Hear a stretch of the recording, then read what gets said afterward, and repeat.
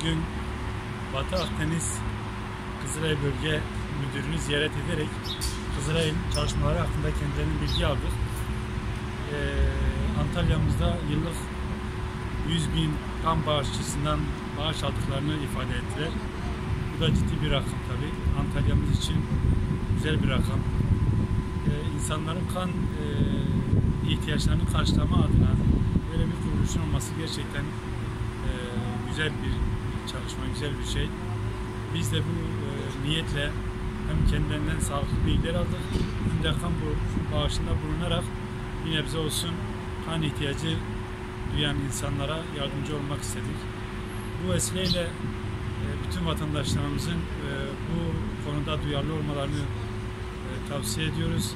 Duyarlı olmalarını arzuluyoruz ve onların kan bağışına davet ediyoruz.